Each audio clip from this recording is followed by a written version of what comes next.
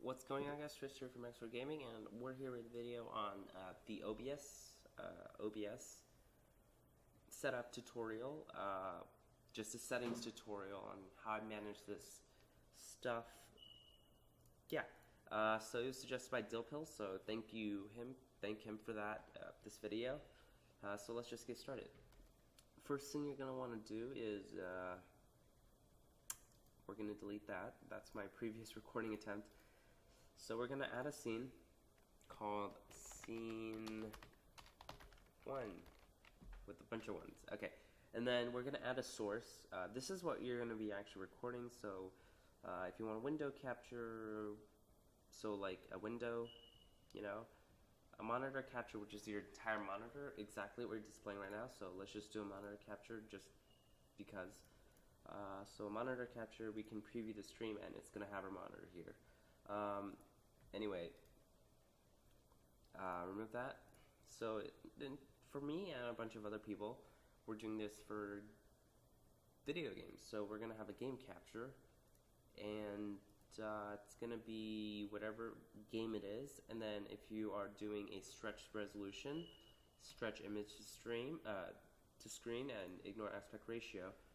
So for me, I have 4:3 stretched unless I'm doing Overwatch. Then I would have these two enabled, so you guys can have the screen on the full instead of just a box in the middle. But that's how you set up the scenes. Now we go to head into settings. I'm in the okay, I don't even know how to pronounce that. The profile I just made, I actually use a entitled one, so yeah, just ignore that. So first, my bad. If you're going to hop into OBS, you want to know two things. What are you going to use for this? So if you're going to use it for streaming, then definitely use this encoder, the X264 encoder. If you're going to be just recording, then there's some other options available. Now, if you have one of the newer NVIDIA graphics cards that support this encoder, you can go ahead and click that, but we'll go into that in another video, perhaps. So, first of all, enable CBR is definitely right, and then quality balance, you can't even, yeah, you just use CBR. I set this to about 3,200 because your your viewers, unless you have, I believe if you're partnered with Twitch, that's the only time when they can downscale their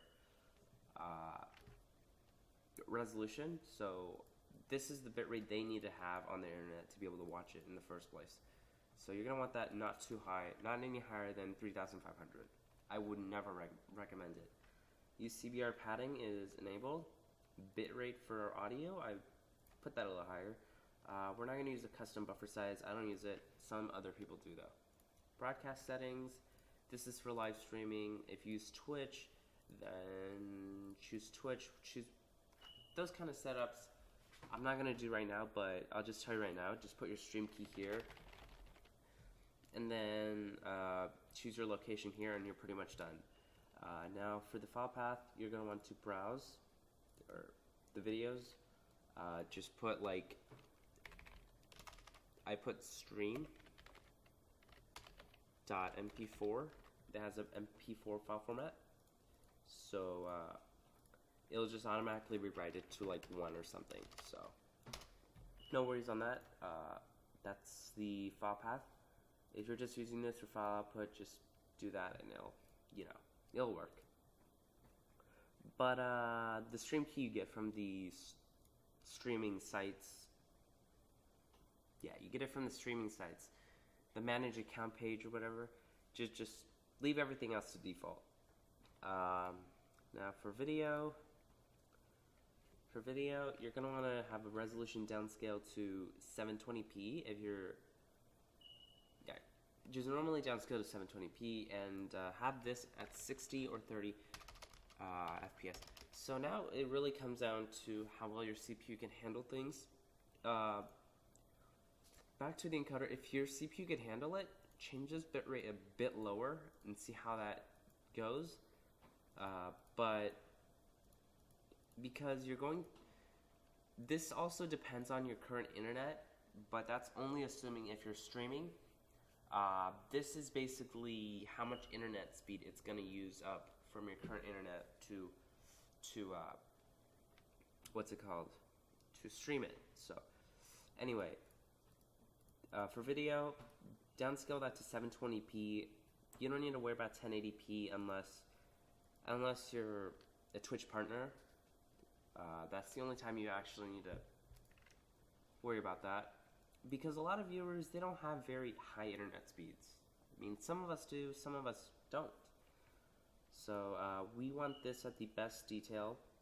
Now, if your CPU can't handle it, then put it a little bit lower. But anyway, so how do you monitor your CPU usage? I was playing my other video earlier. So you go to your task manager, wherever that is. It's right here. Go to task manager on the Mac. Macs, they're a little bit different. I'll go into that another day. So for Windows 10, you go into performance. Sorry. From Windows 7 or something, it's over here, I think, where the app history is. So anyway, you just want to keep an eye on the CPU usage when you test run this. So when you do a record session, you want to keep an eye on this while you're playing the game and recording. So if this gets too high, you might want to lower this FPS right here, as well as the filter. But the filter doesn't really matter that much, in my opinion. What matters the most is actually the CPU presence. I put it to very fast because my CPU is not that good. It's an i3 4370. The CPU rating is about 5,000, but it's still not that good compared to the higher end computers. If you have a really, really nice overclocked i7 CPU with a 8,000 rating or higher, you can turn this down all the way to fast, medium, or even slow. But that's completely up to you guys. You guys want to keep an eye on the CPU and make sure it doesn't go too high. Now, something that helps is close everything else except for the game and the recorder. But if you're using something else, that just has to happen. So just these things can be adjusted based on your CPU. But for what I use 720p. 30 FPS, and very fast. Now, in my videos, the quality is actually a lot higher. This is only my stream.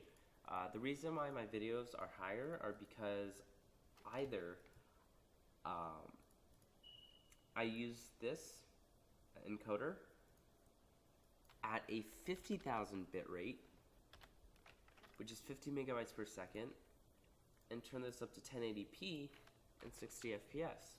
Now that dramatically changes the quality of the video, but it multiplies your file size by so many times, which is why you can't really stream with this encoder. So that's why we keep it at a lower level. But if you ever see my videos at a really high quality, that's why. That's the only reason why I ever had that. So anyway, moving on. Everything else, I really keep it at default for the most part. Sometimes I go to super fast 1080p, but it doesn't work very well unless I have maximum FPS at about 150 FPS. So this is my OBS settings video. Different people use different computers, so they have different settings that they think seems fit for their computer. But whatever you do, just keep an eye on these, the CPU usage. Memory doesn't really matter that much here. It's mainly CPU because the X264 codec encoding uses CPU to encode it. So there it is. We might go over this on another video, but yeah. Thank you guys so much for watching, and I'll see you guys in the next video whenever that comes out. But I've been a little sick lately, so apologies for the inactivity, and I just got back from China last week, so that as well. But I'll see you guys in the next video. Bye.